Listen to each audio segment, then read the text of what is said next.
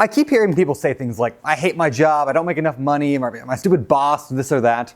And then a week, a month, a year, a lifetime later, they're still at that same job.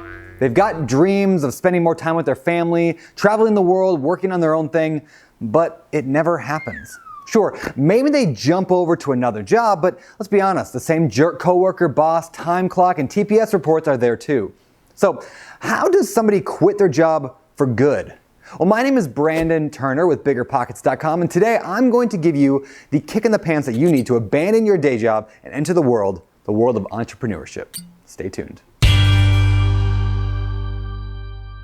If you want to quit your job and start living life on your own terms, you're going to have to grow up and understand 3 simple truths, and maybe 4. Number 1, you've got to take it, no one's going to give it to you. Look, you need to stop living reactively. This means stop living life like you're a pinball, getting hit back and forth by everyone and everything else. What do you really want with your life? Really, what do you want? Who do you want to be? What do you want to spend your time doing? What makes you happy and fulfilled? How do you want your day to look? Where do you want to live? How do you want to live? Figure out who you want to be and then start living proactively and spending your time going after that with everything you have. All right, number 2, you've got to use your collateral.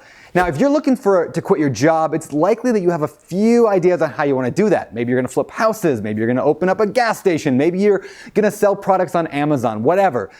But it's going to fail if you don't have the collateral to back it up. Now, what is collateral? Well, it's a term used in Cal Newport's book, So Good They Can't Ignore You, that kind of means knowledge, experience, all those things you've acquired in a given industry. And too many people try to start a business without the collateral and they end up broke or worse. Let me give you an example. I've been investing in real estate now for a decade. I know how to find, analyze, finance deals. I know how to flip houses. I know how to manage tenants. But if I suddenly decided to open up a burger joint because it sounds fun, my lack of collateral is going to kill me. I don't know anything about burgers, but could I open up a roofing company? Well, there's a better chance of that because I have some collateral in that. So maybe you want to open up a CrossFit gym or a plumbing company or a music studio or whatever. Before you do, ask yourself, do you have the necessary collateral?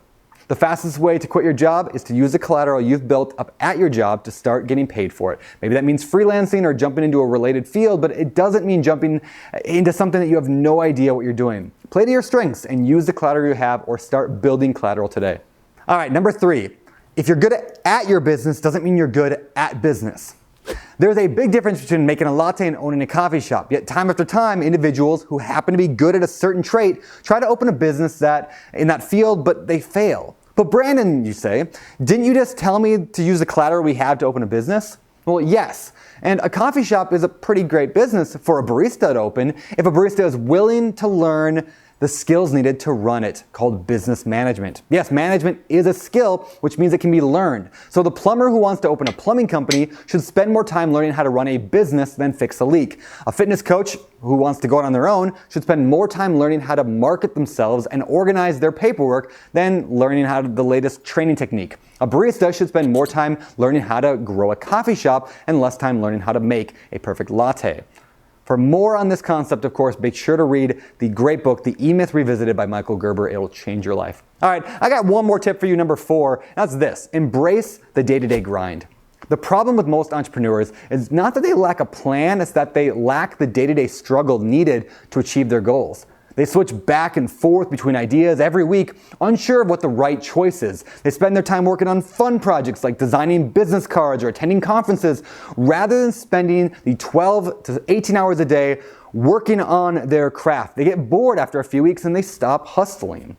So, entrepreneurship is not easy, but it's also not impossible. It will work if you work it, but we're not cooking a casserole here. It's not set it and forget it. Entrepreneurship is day after day, week after week, late nights, early mornings, tough times, slow times, delayed gratification, constantly improving, never giving up. And anyone who tells you otherwise is trying to sell you a dream.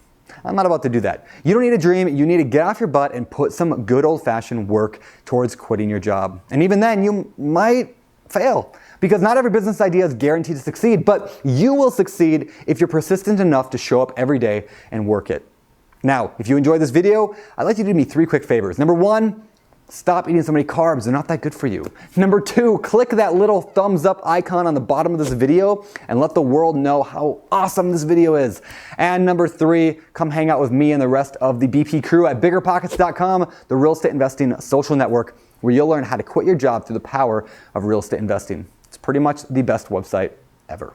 So let's get out of here. For biggerpockets.com, my name is Brandon Turner, signing off.